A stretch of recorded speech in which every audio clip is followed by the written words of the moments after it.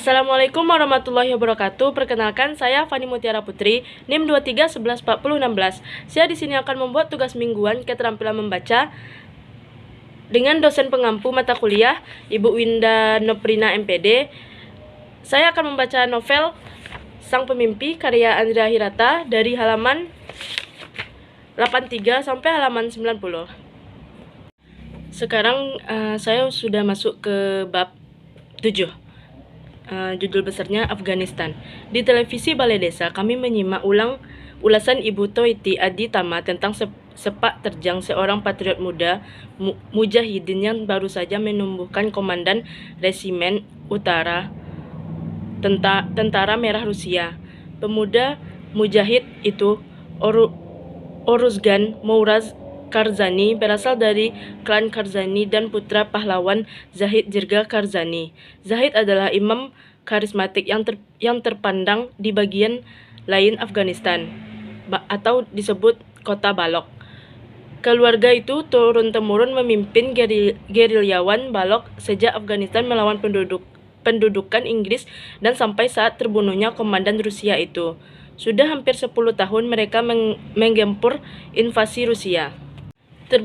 Terbunuhnya Komandan Resimen Utara Tentara Merah menjadi tonggak penting direbutnya kembali zona utara dari penaklukan Tentara Merah, sekaligus pemicu hengkangnya Rusia dari Afghanistan tahun berikutnya. Oruzgan disambut Bak Pahlawan. Dalam waktu singkat, ia menjadi imam besar Balok.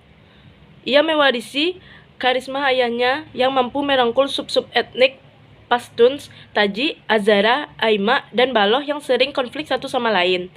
Sayangnya, karena friski dengan Taliban, Oruzgan dan pengikutnya harus hengkang dari Afghanistan. Mereka mendapat suaka di sebuah negara.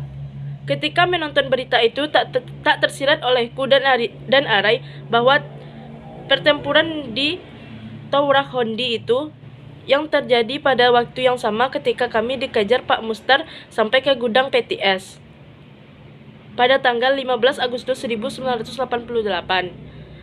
akan menjadi potongan mozaik hidup kami. Kami juga tak sadar bahwa hari itu langit telah mengisap teriakan ikan duyung sang capo seperti langit mengisap teriakan Arai yang melantun amin secara kurang ajar untuk membalas Taikong Hamim.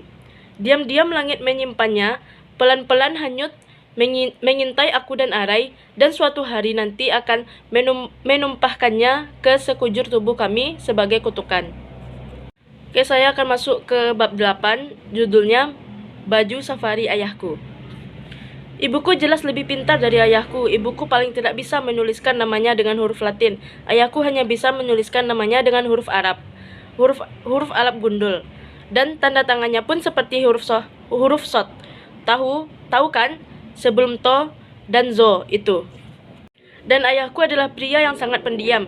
Jika berada di rumah dengan ibuku, rumah kami menjadi pantas monolog ibuku. Berpenonton satu orang, namun belasan tahun sudah jadi anaknya. Aku belajar bahwa pria pendiam sesungguhnya memiliki rasa kasih sayang yang jauh berlebihan dibanding pria sok ngatur dan merepet saja mulutnya. Buktinya, jika tiba hari pembagian rapor, ayahku mengambil cuti 2 hari dari menyekop senotim di instalasi pencucian timah Wasrai. Hari pembagian raporku adalah hari besar bagi beliau. Tanpa banyak cincong, hari pertama beliau mengeluarkan sepatunya yang bermerek angkasa. Dijemurnya sepatu kulit buaya dan rupanya seperti tatakan kue sempret itu. Dipolesnya lembut dengan minyak rem, dicampur tumbukkan arang, lalu ikat pinggangnya dari plastik tapi meniru motif ular. Juga mendapat sentuhan semir istimewa itu. Dijemurnya pula kaos kakinya, sepasang kaos kaki sepak bola yang tebal sampai ke lutut berwarna hijau tua itu.